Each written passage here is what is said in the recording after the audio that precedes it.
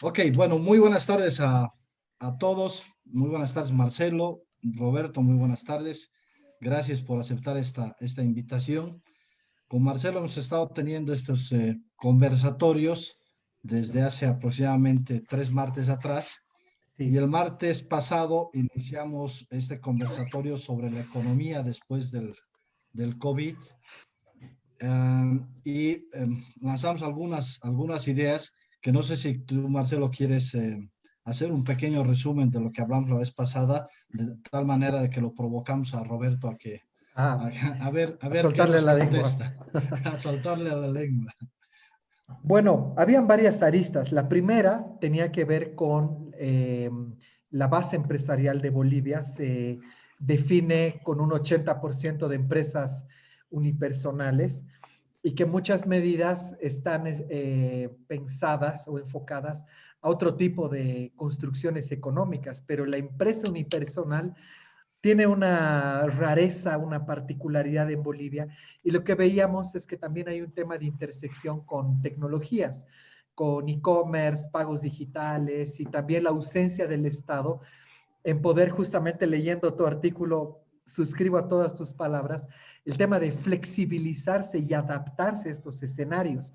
Entonces, de pronto, estamos sosteniendo al sistema formal, pero en el punto medio que va entre las empresas unipersonales y todo lo informal, sin lo negativo que puede significar, ahí hay un escenario particular. Entonces, en esta primera mitad, eso es lo que hemos visto, y en esta segunda parte, tus aportes y reflexiones muy valiosas para hoy, para justamente analizar qué va a pasar en el siguiente semestre en Bolivia.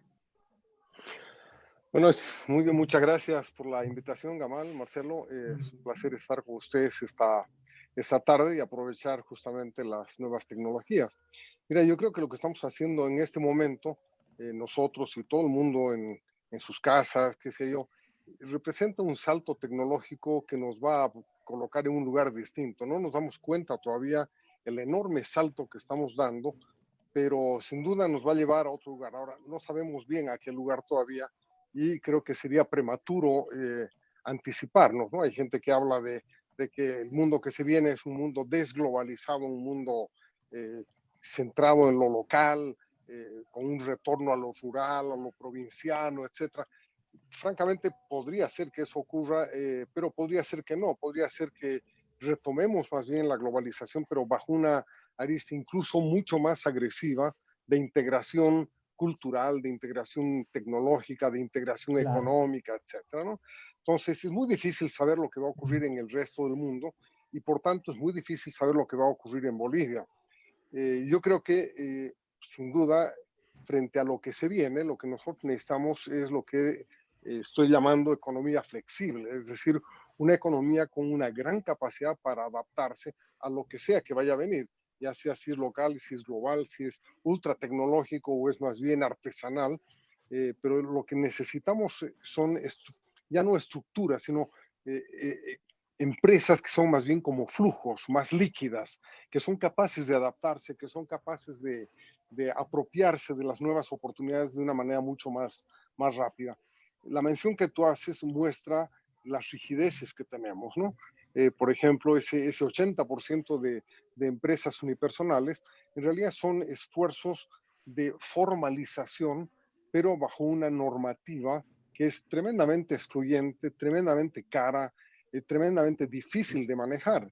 Hay empresas unipersonales que en realidad tienen una gran cantidad de gente trabajando con ellas, por ejemplo, en el sector de la construcción, pero que no pueden incorporarlos de manera permanente a los empleados Claro. porque obviamente les resulta excesivamente caro. ¿Y por qué les resulta caro? Porque hay una legislación laboral que es del año 35, 39, ¿no? O sea, parte de lo que decíamos, Marcelo se está Sí. riendo porque parte de lo que decíamos la vez pasada, Roberto, era que uno de los problemas que tenemos es que estamos viviendo en el siglo XXI, además con este corte, digamos, con este breakthrough, digamos, este rompimiento de los esquemas, pero con una legislación del siglo pasado, ¿no? Y la sistematización, digamos, lo único que ha hecho ha sido replicar la estructura de funcionamiento del viejo Estado. Y como tú decías, pareciera que ahora el reto de los estados, Roberto, va a ser mucho más complejo que el reto de los empresarios privados. O sea, los empresarios privados se adaptan mucho más rápidamente digamos, a los cambios. En cambio, los estados son muy pesados y por eso es que se tardan tanto en adaptar hasta sus legislaciones. Y vamos a tener que pensar, yo creo que en una globalización, yo no estoy tan de acuerdo en esto de la localización, yo creo que la globalización más bien se va a acelerar mucho más porque hoy va a ser más fácil y más rápido que tú puedas contratar un consultor de la China o un consultor de Arabia Saudita, porque ya no va a necesitar ni venir y con el Google Translate vamos a poderlo en tiempo real estarle entendiendo sin necesidad inclusive de un traductor.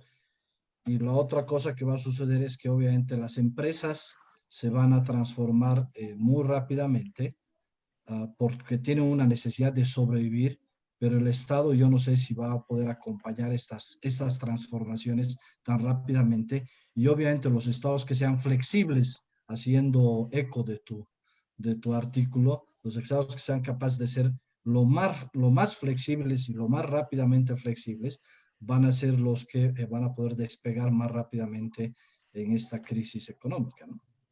Bueno, advierto que ustedes están hablando de un artículo que todavía no se ha publicado, por si alguno de los oyentes ha interesado. Esto es algo que va a salir seguramente el día de mañana o pasado en los tiempos, por si acaso. Se llama la economía flexible. Pero mira, Gamal, yo creo, a mí no me interesa tanto que el Estado se flexibilice o no. Me interesa que el Estado deje que las empresas se flexibilicen. El problema es que el Estado que no se flexibiliza, que es pesado, que es duro, etcétera, representa uno de los mayores obstáculos para el trabajo de las empresas en este momento, porque les impone reglas, les impone controles que son enormemente pesados y excesivos, ¿no? Ustedes saben perfectamente si han tratado de hacer una construcción, una casa, un edificio, lo menos que se tarda es un año para conseguir los permisos de construcción. E incluso si uno es dueño de un par de lotes que están contiguos, lado a lado, uno no puede unirlos, sino es después de un trámite de 4, 5, 6 meses y a veces pagando unas sumas enormes porque hay una diferencia de 38 centímetros cuadrados en el plano de uno o del otro, ¿no? Y son míos los dos, o sea, ¿por qué tengo que esperar a que un burócrata me diga si ahora puede unirlos si es que sacrifica esos 38 centímetros del lote A por el lote B? Eso es un absurdo total, ¿no? Y nos obligan a hacer además cosas que son puro ritual, ¿no? Por ejemplo, los informes de impacto ambiental. La mayor parte de los informes de impacto ambiental son copy-paste, son unos bodoques de 600 páginas que nadie lee, que son imitación uno del otro, en el cual el evaluador ha hecho simplemente unos pequeños cambios y sirve para pagarle ahí, no sé, $500,000 y sirve para convencer a la alcaldía o a la gobernación de que están haciendo cumplir la ley ambiental y que no van a tener ningún impacto y no sé qué. Entonces son rituales absolutamente inservibles, costosos, que funcionan como un peso tremendo para el funcionamiento de las empresas. Ustedes han debido pasar por muchos locales pequeñitos, un pequeño café, una pequeña tienda de importación de pavos en época de Navidad, y uno ve la pared, pues parece, ¿no? Parece la pared de un médico, ¿no? Con todos los diplomas y las cosas de sus conferencias, de sus congresos, de sus viajes, ¿no? Porque tiene que sacar entre 12 y 15 permisos, ¿no? Y cada uno de esos le toma 4, 5, 6 meses de tramitación y cuando ha terminado de sacar el último ya tiene que empezar con el primero porque son permisos que duran 1 año, 2 años, 3 años máximo. Entonces, el tema aquí no es tanto que el Estado se flexibilice o no, ya lo hará para sobrevivir o no. El tema es que no está dejando o no permite que las empresas lo hagan. Y ese es el mayor lastre para el desarrollo. En este momento el Estado en nuestros países, en toda América Latina, pero particularmente en Bolivia, es un lastre, es un peso que las empresas tienen que arrastrar y es un peso adicional a las deficiencias de competitividad que tenemos, porque no es fácil competir desde Bolivia, pues estamos en el medio del continente, no hay caminos, no hay puertos, en fin, estamos lejísimos, en el medio de montañas, y encima tenemos un Estado que cree que lo puede hacer todo y que lo único que hace es poner obstáculos a los empresarios, a los emprendedores y a los propios trabajadores, porque este no es un problema de empresas y empresarios, es un problema de empleo, de calidad de empleo, también de nivel de trabajo, de nivel de remuneración, ¿no? La manera en que el Estado controla e impone restricciones a la negociación laboral, ¿no es cierto?, ha creado un sistema que es absolutamente perverso con los trabajadores formales, con los trabajadores informales y del cual solamente terminan beneficiados los dirigentes sindicales. Déjame, voy a aprovechar, perdón, Marcelo, solamente voy a Dale, publicar sí, claro. esta foto que me parece genial de un libro que se llama El fin del trámite eterno. Sí. Creo que tú, Marcelo, también lo has leído, ¿no? Sí. Justamente esta mañana, el director de la AGETIC, Carlos Olivera, hacía referencia a este libro. ¿Y sabes qué pone en Twitter para que lo lean? Dice, adivinen qué país aparece al final de la lista como ejemplo de lo que no hay que hacer. Y todos empezamos a leer y decir, oye, no me digas que es Bolivia, ¿no? Entonces, en tono de ironía, decimos, bueno, para leer este artículo seguramente hay que dejar fotocopia de carnet, depósito en el Banco Unión y hacer fila por orden de llegada para leer el artículo. Pero a ver, aquí sucede algo interesante. Creo que si pones en perspectiva en términos de tiempo, en cronología, creo que durante muchos siglos hemos estado bajo la carga hegemónica de poderes que han estado fascinados por el documento, el sello, el anillo, ¿no? El famoso anillo papal, ¿no? Que tú le ponías esta cera para certificar una carta y que los archivos, ¿no? Tenían que documentar procesos. Yo me acuerdo, mi abuela, por ejemplo, decía, mi certificado de nacimiento era el mismo del de bautizo, y quedaba en la parroquia. Y si la parroquia se incendiaba, perdiste tus documentos. Entonces, durante siglos hemos tenido un culto al papel, un culto, lo que dice Roberto es importante, esa ritualización a este tipo de estructuras. Pero recién ahora, en pleno 2020, ahora con la cuarentena se está rompiendo esta era del papel para finalmente entrar a una era diferente, digital. Y en esa transición es donde están apareciendo estos conflictos de cómo hago la firma digital, cómo hago una transferencia, puedo contratar personas de otros países o de otras ciudades y cómo mi empresa o mi unidad económica productiva se va a adaptar. Entonces, yo creo que ahí, si bien, Roberto, tú dices, es verdad, el Estado no debería o no podría hacerlo para que se adapte a todos, pero ¿cómo damos un mensaje para que no solamente sea en términos de ideas o de paradigmas, sino de que en la práctica esto en 6 meses se puede implementar de forma simple? Porque siempre que vemos comités, iniciativas de emprendedores, de gente que quiere mejorar este tema, siempre aparece el Estado por detrás con toda la maquinaria, ¿no? Tributaria, impositiva y toda la parafernalia administrativa que, como bien tú dices, te piden permisos, sellos. Entonces, ¿en qué momento se va a romper? Se va a terminar de romper esa ritualización. Entonces, creo que el COVID-19 ha dado el impulso inicial, pero la pregunta ahora es, ¿cómo pasamos al siguiente nivel? ¿Cuál es el siguiente nivel? Ya hay una fascinación por lo tecnológico, pero todavía no ha aterrizado finalmente en las instancias que deberían. Así que ahí la pregunta para ustedes, ¿cuál es el siguiente nivel ahora? Marcelo, hace unos días ese artículo sí se ha publicado, lo he difundido ya en el periódico, pero puedo sintetizar brevemente. Lo que yo he hecho ha sido una propuesta que podría ayudar a establecer el pivote desde el cual podamos hacer la palanca necesaria para este cambio. Y ese pivote está formado por 3 reformas, básicamente, ¿no? Una primera es una reforma del sistema de salud que permita un seguro de salud para todos y cada uno de los bolivianos.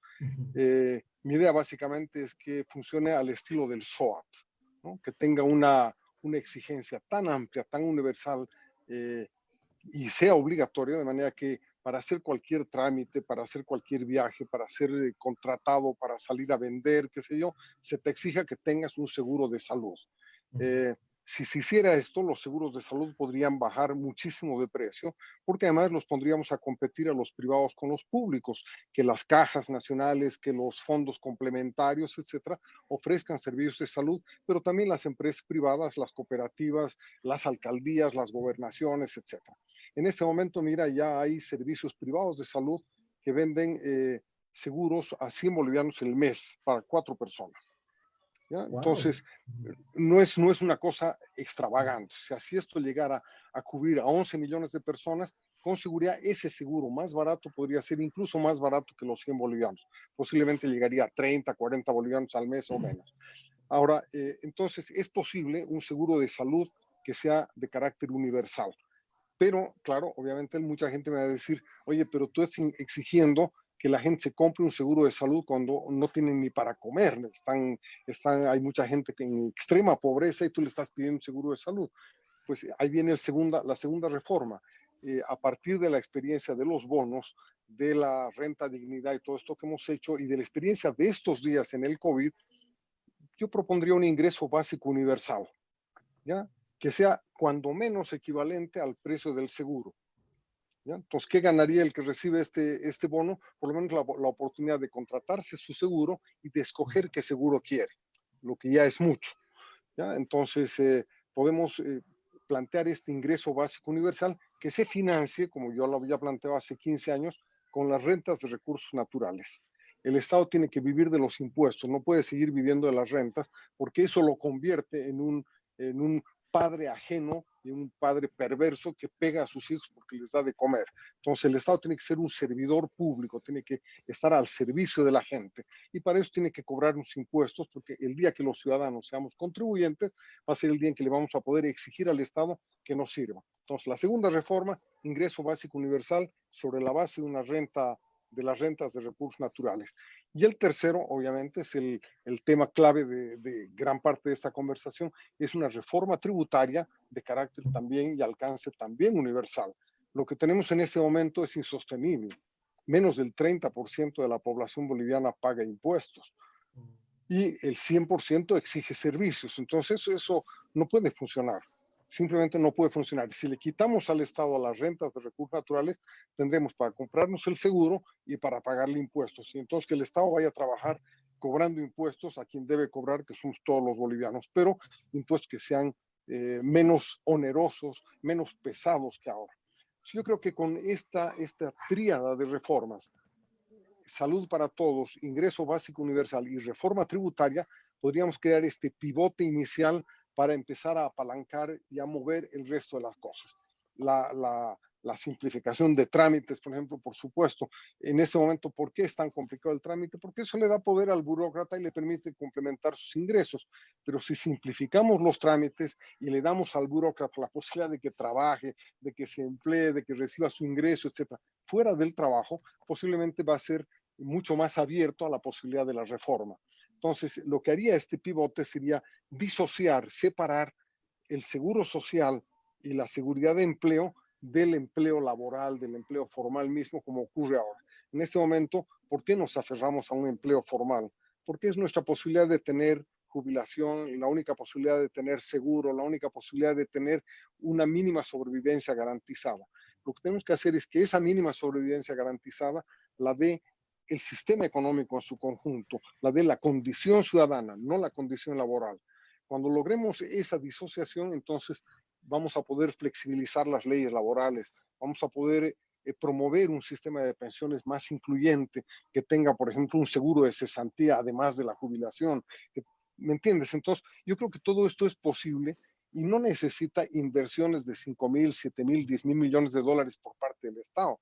Lo que necesitamos es que el Estado nos suelte las amarras, nos deje de poner trabas, nos deje de poner obstáculos y nos aliente a encontrar nuevas respuestas a los nuevos desafíos que vamos a enfrentar. Muy interesante, muy interesante. O sea, yo le sumaría, Roberto, si me permites, a tu propuesta, algo que vengo sosteniendo desde hace muchísimo tiempo, que es, deberíamos hacer una reforma, no sé si tributaria, pero necesitamos hacer una reforma a la inversa, digamos. O sea, es decir, hoy tenemos el papá gobierno, que es el que recauda la mayoría de los impuestos, cuando este papá gobierno no tiene la capacidad de fiscalización sobre los que realmente generan ingresos o no. O sea, es decir, yo siempre planteo que primero lo que habría que hacer es una integración nacional, o sea, todo el mundo debería tener un solo número de identificación tributaria, o sea, tanto en las alcaldías, en las gobernaciones y en el gobierno nacional. Y segundo, debería ser de abajo hacia arriba, es decir, los que deberían de recaudar los impuestos deberían ser los gobiernos municipales. Quedarse con una cuota aparte, los gobiernos municipales, y de ahí escalar al gobierno departamental y al gobierno nacional. Porque quienes saben dónde está el negocio, quiénes son los que abren, cierran los negocios, son pues los gobiernos municipales, no es el gobierno nacional. O sea, y ese es un gran problema que siempre hemos tenido. O sea, siempre hemos querido que el papá gobierno nacional resuelva todo y los gobiernos municipales poco esfuerzos hacen, por ejemplo, por formalizar la economía, y pocos esfuerzos hacen por promover el desarrollo económico en sus ciudades.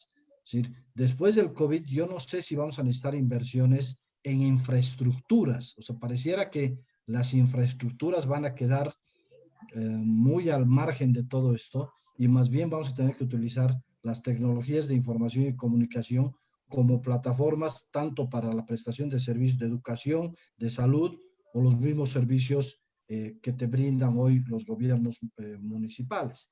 Entonces, Sí, sí, yo creo que tú has dicho una palabra clave aquí. Hay que invertir la relación entre la sociedad y el Estado. En este momento tenemos la imagen que tenemos todos y la que se ha promovido mucho tiempo es la imagen del Estado arriba de la sociedad y la sociedad aquí abajo, ¿no? El Estado, incluso Evo lo decía, yo soy el padre de todos los bolivianos y eso ha copiado Janine, que a veces también dice, yo soy como la madre de todos los bolivianos. Pues no queremos un padre y una madre ahí arriba, queremos que se dé la vuelta y que el Estado sea una infraestructura de sostenimiento, de servicio y de apoyo a la sociedad. Ahora, ¿cómo damos esta vuelta? Tu planteo es uno que me parece muy interesante y que es pertinente de considerar porque es decir, bueno, empecemos recaudando desde abajo hacia arriba, pero la clave es de esto no es de dónde y cómo empezamos a recaudar, la clave es recaudar, ¿no es cierto? La clave es que este Estado que esté aquí abajo como servidor dependa de nosotros, dependa de nuestra capacidad de tributar. Fíjate que en los países en que la gente se siente contribuyente, pues la relación entre el ciudadano y el servidor público es muy distinta. Cualquier ciudadano le dice, oiga, ¿por qué me está tratando así? Yo le pago su salario con mis impuestos. Yo soy el contribuyente, soy un ciudadano que contribuye y usted es mi servidor público. Aquí en Bolivia a veces decimos eso, pero sabemos que es un discurso vacío porque la mayor parte de la gente no paga impuestos y porque el Estado tampoco depende de nosotros. El Estado no depende de nosotros para sobrevivir, el Estado depende de la recaudación de 4 o 5 empresas, son las petroleras, ¿no es cierto? O unas 15 mineras más, y pare de contar, de ahí viene el 60-70% de la recaudación. Súmale a eso los bancos, que son 14, 15, y entonces el número de empresas que el Estado fiscaliza es pues reducidísimo.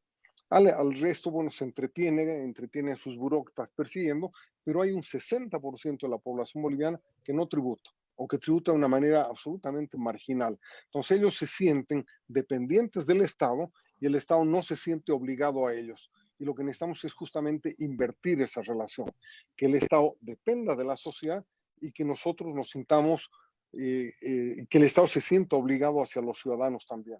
El Estado tiene que convencerse, y esa sería la gran reforma, de que su suerte depende de la suerte de los ciudadanos, de que el éxito de una política pública depende del éxito de las empresas y de los ciudadanos.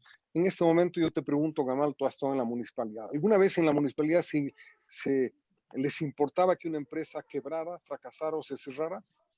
Cero. Nunca. Nunca. Cero. O sea, Claro. no Claro. les Entonces, importa. lo que necesitamos, claro, lo que necesitamos es un Estado que esté preocupado de eso, que diga, mira, la Manaco se está cerrando, qué barbaridad, ¿qué podemos hacer para que no se cierre, para que no se vayan los empleos, para que sea más competitiva? Necesitamos un Estado agresivamente preocupado de que a nosotros nos vaya bien. Claro, claro, por supuesto. Por eso es que te decía, o sea, este rol del gobierno de prestador de servicios creo que se ha agotado y creo que justamente el COVID, si algo va a hacer, va a acelerar los cambios que nos van a permitir repensar el rol del Estado y en esto que yo te decía de transformar las relaciones, y me gusta esto de volcar la torta, es que, o sea, si el Estado no se da cuenta que su nuevo rol es un rol de facilitador de las relaciones sociales, va a quedar tan al margen de que las relaciones económicas se van a dar eh, más allá de los estados. No sé si Marcelo estás de acuerdo con eso. Es decir, el hecho de poder hoy, de haber descubierto que no necesitas viajar a Santa Cruz o a Miami para realizar esa tu reunión que tenías que realizar antes porque tenías que ir a una reunión de directorio de una X empresa, ¿no? Y hoy descubrir que a partir de estas herramientas como el Zoom puedes realizar la reunión de directorio y tiene total validez, va a lograr de que te internacionalices tanto que tus relaciones comerciales se han roto las fronteras y entonces los estados hasta pareciera que dejan de tener razón de ser, excepto por tu domicilio físico. Y ahí es donde a lo mejor los gobiernos locales van a ser más importantes que los gobiernos nacionales de todos los países. O sea, estoy hablando en general, no solamente el caso de Bolivia. Claro, Marcelo. de hecho, mira, de hecho en ese sentido, creo que acaban de resumir en buena manera las últimas conversaciones que hemos tenido, justamente porque el Estado se vuelve, como dice Roberto ahora, es justo lo que hablamos la sesión anterior, un facilitador, un socio que colabora junto a ti en tu desarrollo económico. Entonces, te cuento, Roberto, que en la sesión anterior hablamos de ejemplos de otros países que tienen una normativa tributaria distinta. Yo les contaba el caso de Chile, por ejemplo, donde ellos categorizan a los contribuyentes en primera o segunda categoría, donde la primera categoría son empresas y la segunda categoría somos profesionales, independientes, artesanos, comerciantes de la calle, qué sé yo. Entonces eso permite que la base contribuyente sea tan grande porque además el Estado te cobra un impuesto de la transacción que realizas, pero luego te la devuelve al año siguiente. Entonces es como un ahorro obligado y que el Estado forma parte de. Y en ese sentido también aparece otra figura interesante y es lo que hablamos también hace un tiempo atrás con el tema del teletrabajo, que existen particularidades, por ejemplo, aquí en Cochabamba, cuando se habla del desarrollo de software, de tecnología, de prestar servicios a otros países mediante estas herramientas tecnológicas, pero estamos pensando en el 2020 con realidades del 2020, donde empresas de Cochabamba prestan servicios a otros países de afuera, pero que la normativa y la lógica que tiene nuestro país todavía está anclada allá atrás. Entonces, ¿dónde empezamos a equilibrarnos, ¿no? En términos sincrónicos. Por lo tanto, eso es justamente lo que estamos conversando y qué bueno tu aporte, Roberto, porque en ese sentido, esa inversión del Estado es eventualmente lo que necesitamos ahora para seguir a flote. No, sin duda, mira, yo creo que el rol del Estado en todo este proceso ha quedado muy, muy debilitado, ¿no? Si ustedes se ponen a ver, en este momento hay más de 200 iniciativas que buscan la vacuna contra el virus, contra el coronavirus, ¿no? De esas 200 iniciativas, posiblemente 198 son privadas, ¿no? Debe haber 2 o 3 que son públicas, son estatales y que corresponden a entidades de los estados en Francia, quizás en Estados Unidos, otra, etcétera. La mayoría son laboratorios privados que están buscando, que están invirtiendo un montón y que además ya se han relacionado entre ellos y están conectados en tiempo real, discutiendo cada minuto, cada segundo, sus pequeños hallazgos. Incluso ya han firmado contratos para comercializar la vacuna, para comercializar los remedios, etcétera, ¿no es cierto? Si esperáramos que el Estado resolviera este tipo de problemas, posiblemente nos llegaría la vacuna, pero nos llegaría seguramente de 10, 14, 15 años, que es el ritmo de trabajo de los sectores públicos, ¿no? Ustedes pueden en este momento en su celular también ver cuál es la perspectiva del clima, ¿no? En Cochabamba, en el norte, en el sur, en Punata, en Santa Cruz, en Madrid, en el Cairo, etcétera. Esa es una iniciativa que no la ha hecho pues, la Comisión Interamericana o Internacional del Clima y de la Meteorología, no, eso lo ha hecho Yahoo, ¿no es cierto? Y como Yahoo lo ha hecho el Weather Channel. Entonces, ese tipo de iniciativas que le estoy planteando, desde aquellas que van con la vida, en el tema del virus, como aquellas otras que van con la comodidad, ¿no es cierto? Son iniciativas que están en su mayor parte en manos de empresas privadas y de iniciativas individuales e iniciativas personales, ¿no? Entonces, tenemos que ver en qué medida nosotros podemos aprovechar ese nuevo entorno, pero si seguimos anclados, si seguimos amarrados con un ancla en cada una de las piernas y con las manos atadas, o atados, como diría un expresidente, ¿no es cierto? Va a ser muy difícil que podamos navegar en ese nuevo mundo, ¿no? A ver, si me permiten, voy a leer algunos de los comentarios que tenemos en el Facebook. Dice, con el MAS teníamos un Estado que competía con los privados, no que incentive, y no veo redireccionamiento de momento. El Estado debe aliarse con los empresarios ya que ellos le solucionan el desempleo. El mayor problema es que el Estado te revienta por ser formal. Regulación de tasas o actualización de las mismas, nuevas contribuciones ciudadanas. Ejemplo, enlace de actualización en los municipios de Cochabamba no fiscaliza el ingreso por el cobro de cable conforme obliga la ley 163. Bueno, creo que está claro que el nuevo camino nos está llevando a una especie de economía colaborativa donde se sumen iniciativas.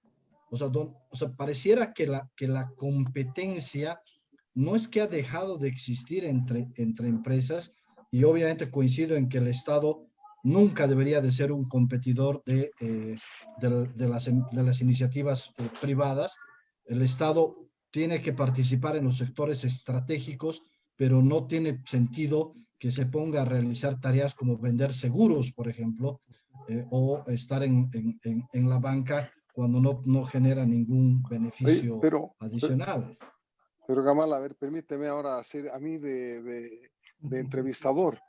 ¿Ah? ¿A qué le llamas estratégicos? ¿Qué cosa es estratégico en este momento? A ver, los sectores que son monopólicos, Roberto, o sea, está claro que no puedes construir dos sistemas de agua potable en una ciudad y que la gente se tiene que conectar a un solo sistema de agua potable.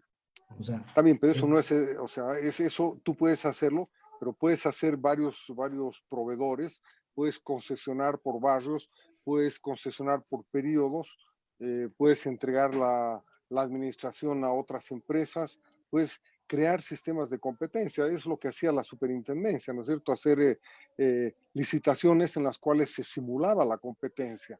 Lo mismo se hace con electricidad, lo mismo se hace con otros sistemas, pero eso no es estratégico. O sea, esos son monopolios naturales que requieren una regulación especializada para asegurar que el consumidor va a tener un buen producto a un bajo precio.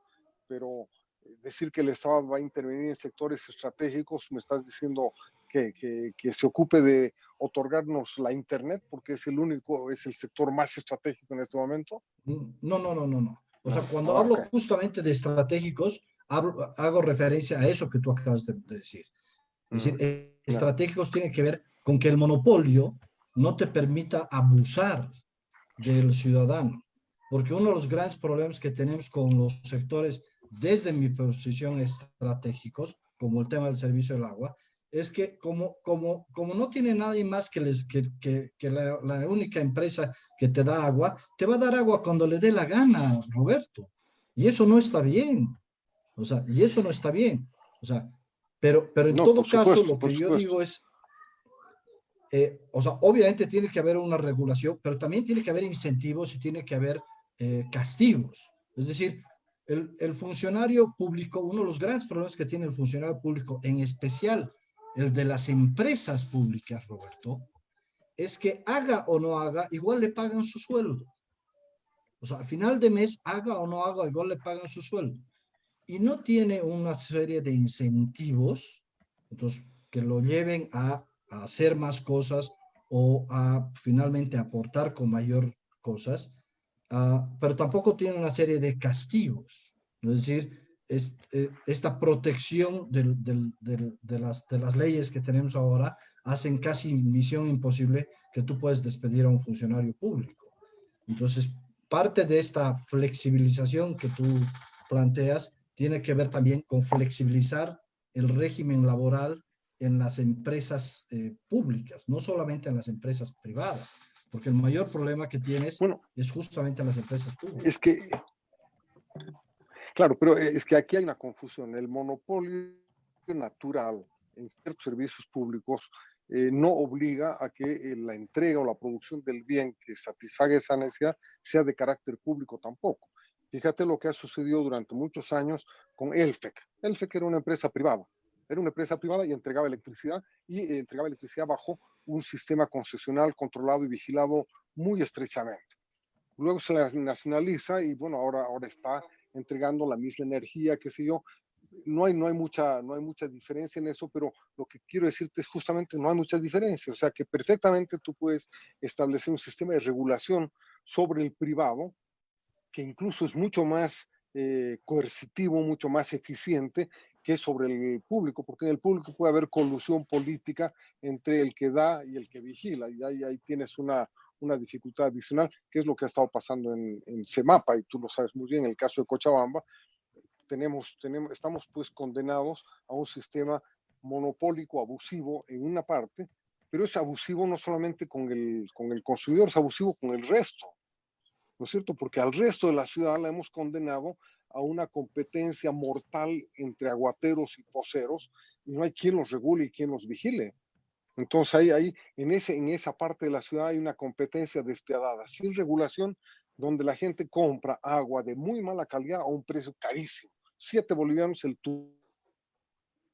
turril, es 35 bolivianos el metro cúbico, cuando aquí en el centro o en el norte, qué sé yo, estamos pagando que 5 o 6 bolivianos el metro cúbico. Eso es absolutamente despiadado con el sector más necesitado. Entonces, es una prueba de que el sector público es pues un absoluto desastre y no nos ayuda a resolver los problemas nacionales.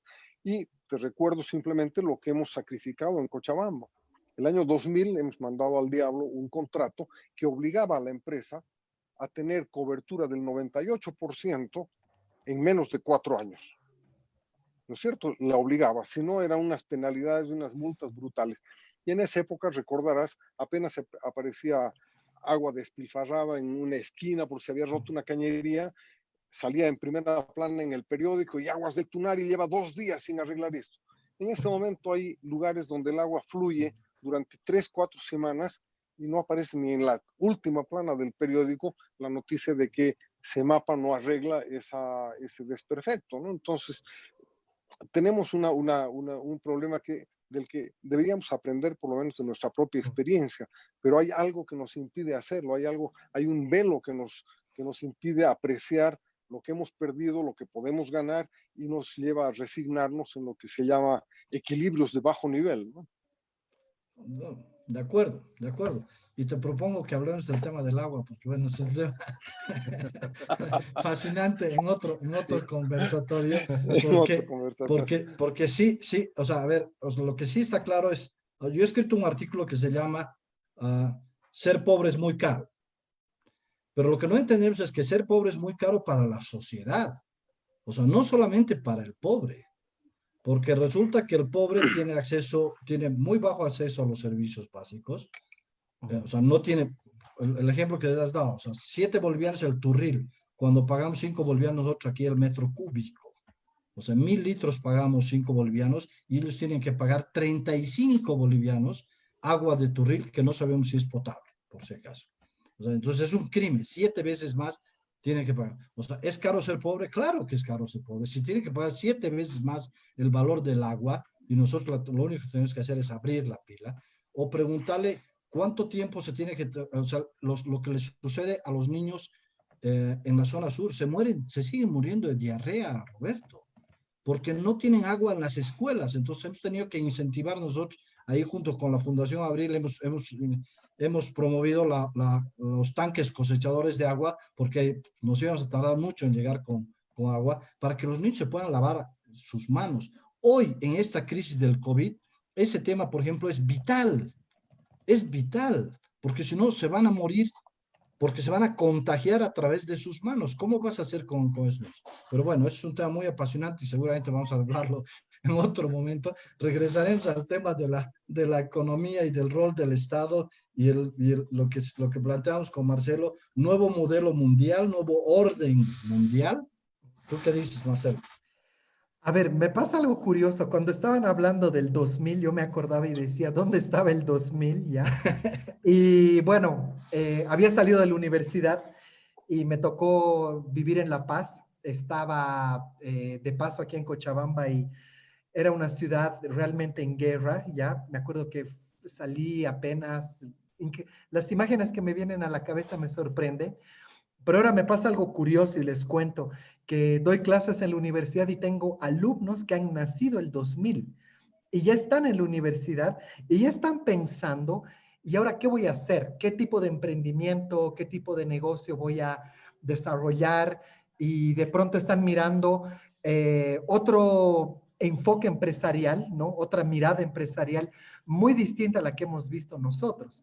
Entonces, de pronto pienso en ellos y ellos son los primeros en entender justamente la pesada carga formal, estructural, tributaria que tiene el Estado y están descubriendo formas para, no quiero decir la palabra eludir, pero para reinventar ciertas maneras. Por ejemplo, en vez de hacer un food truck, me voy a asociar a una cooperativa de food trucks donde compartimos, colaboramos entre todos con las licencias de la alcaldía, por ejemplo.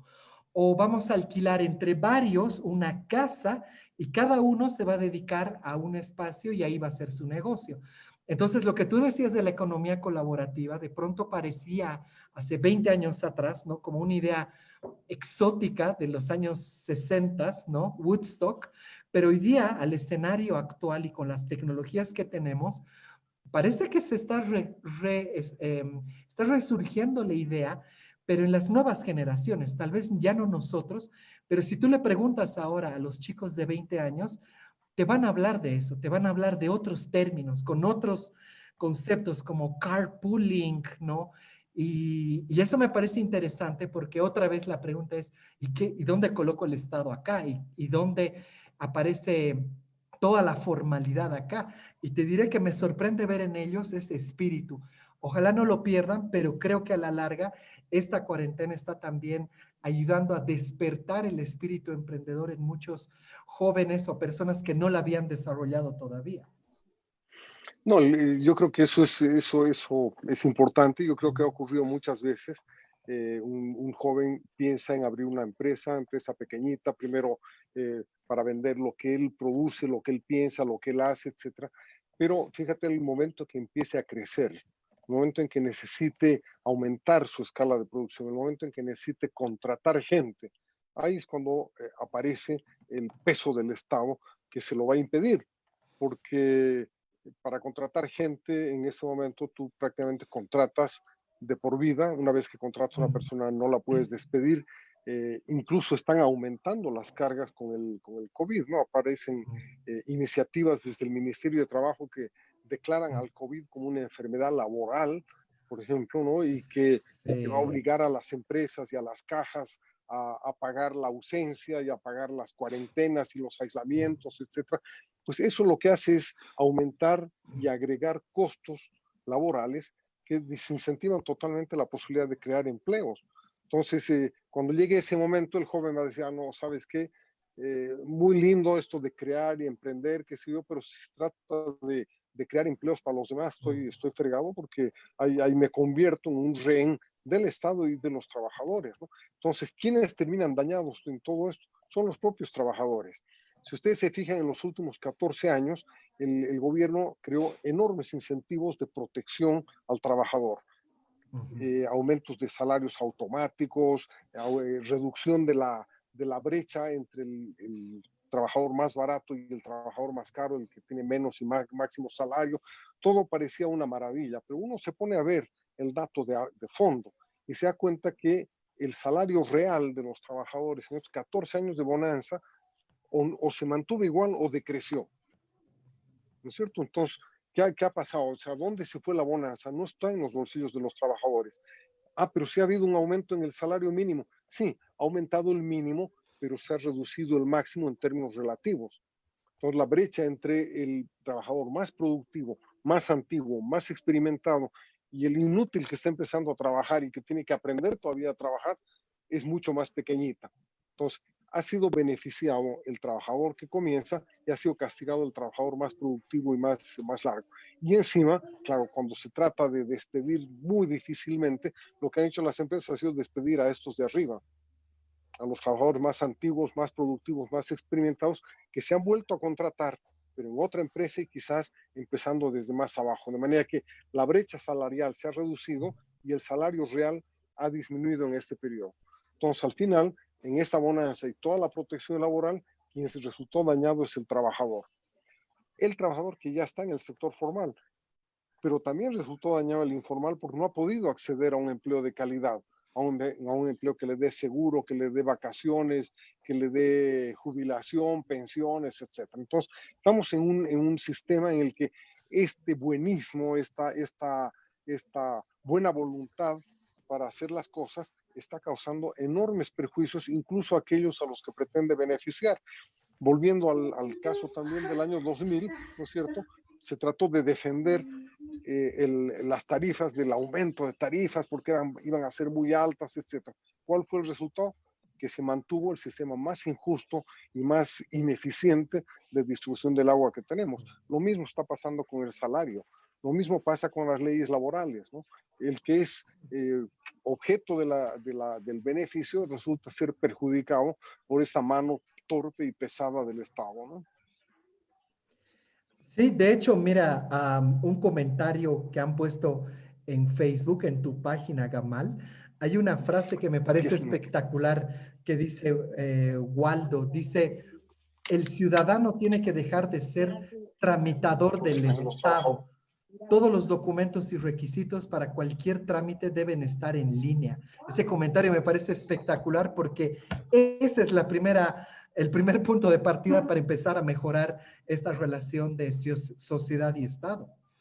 Pero hay una medida que podría ser mucho más sencilla y más fácil de implementar. Sí. Por ejemplo, si una persona que necesita hacer un trámite, aquí le dicen, bueno, a ver, estos son tus requisitos, los reúne, los presenta. Si no hay respuesta en 10 días,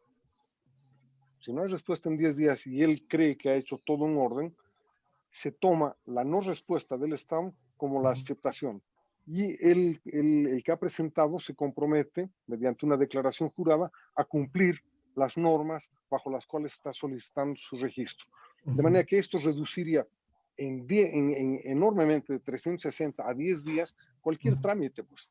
Cualquier trámite. Simplemente con decir, mira, este es el reglamento y yo me comprometo a cumplirlo, porque sé que tiene que cumplirse, que tiene que haber una alcantarilla, que tiene que haber esto, que tiene que limpiarse las manos, que, no sé, ya, yo me comprometo a cumplir, aquí está mi declaración jurada. Y pare de contar, ¿para qué voy a esperar a que el señor funcionario se digne visitarme de aquí a 365 días para saber si tengo baño en mi local? No, pues no, tampoco. ¿No? ¿Qué tal si sumamos las dos propuestas? Entonces, que todos los trámites sean en línea y que adicionalmente el Estado tenga solamente una semana para responder el trámite. En caso contrario, se aplica lo que se llama el silencio administrativo. Es decir... Sí, porque fíjate también, Marcelo, que esto de hacerlo todo en línea puede resultar tremendamente perjudicial, porque en ese momento uno llega a un lugar y resulta que si las cosas no están en el sistema, ya no se pueden hacer, porque hemos digitalizado la burocracia. Sí, totalmente de acuerdo. De hecho, Mónica puso un comentario ahora, pero la voy a citar. El otro día veo si ella iba a recibir el bono universal, pongo sus datos en el sistema y era un, no sé, martes y abajo decía, estamos procesando su solicitud, vuelve el viernes en una web. O sea, tu frase es exactamente la definición de lo que está sucediendo. O sea, burocratizar lo digital es lo último que debería pasar ahora. Claro, claro, lamentablemente la burocracia la hemos convertido en no tengo sistema o no está en el sistema, ¿no? Claro. O sea, Exacto. o sea, y Y ahí, lo peor bueno, de todo ahí, es que eso se convierte en en el pretexto del burócrata para no hacer lo que tiene que hacer. sí, y encima ya no tenemos ni siquiera los ciudadanos la oportunidad, ni siquiera ya de sobornarlo. Antes, cuando el tipo O decía, de no, mire, el reñirlo, trámite por no está así, decir pero otra se lo palabra. atrasa, uno le da 50 pesos, aceleraba. Claro, pero ahora no, ahora la culpa la tiene el sistema, lo siento, señor, el sistema. Entonces uno tiene que sacrificarlo todo en aras de ese nuevo Dios que es el sistema, ¿no? ¿Verdad? Bueno, amigos, la verdad es que ha sido extraordinaria nuestra charla. Estamos casi llegando ya a más de 50 minutos en este espacio. No sé si para redondear quieras comentar algo más, mi querido Marcelo. Después le damos la palabra a nuestro invitado.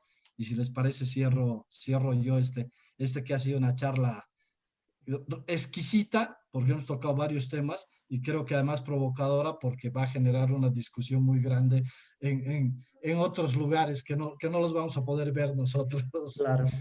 Bueno, más que todo, un spoiler para que lean el artículo de Roberto que se va a publicar próximamente. Voy a sacar solo una frase de lo que has escrito, porque esta frase a mí me toca directamente. Estamos hablando mucho del tema economía, empresa, Estado, pero buena parte de todo esto surge también del sistema educativo y esa a la larga va a ser también una conversación que vamos a tener. En una frase dices, nuestro sistema educativo es extremadamente rígido e impide la innovación. Esa palabra es la que eventualmente debería ser la que está arriba y como la defines en tu artículo me parece que es lapidario. Así que ahí también para que la próxima conversación vayamos por esa línea. Innovación. Así es, ¿no? He insistido mucho y quiero seguir abogando por la idea de una economía flexible. Necesitamos flexibilizarlo todo, flexibilizar el sistema laboral, flexibilizar el sistema de salud, el sistema educativo, necesitamos flexibilizar las normas, los trámites, la burocracia, etcétera, porque si no hay flexibilidad no nos vamos a poder adaptar a lo que se viene. Lo que se viene puede terminar liquidándonos como país, como economía, etcétera. Entonces necesitamos realmente tener mayor agilidad para adaptarnos. Y ese es el gran desafío que tenemos adelante. No sabemos lo que se viene, pero tenemos que adaptarnos, no estamos perdidos. Bueno, muchísimas gracias, Marcelo. Gracias, mi querido Roberto. Voy a cerrar, si les parece, con la portada del libro, El fin del trámite eterno. Ojalá que esta flexibilización que nos plantea Roberto también nos permita flexibilizar lo que nosotros pensamos, que a veces pensamos que somos los únicos que tenemos la razón, y que en especial el gobierno entienda que si no flexibiliza los viejos roles que cree que tiene, la economía lo va a sobrepasar independientemente de quién esté en el poder. Así que muchas gracias de nuevo a todos ustedes y será hasta la próxima. Gracias, muy buenas tardes. Que les vaya bien. Chao, chao. Suerte. Chao, chao.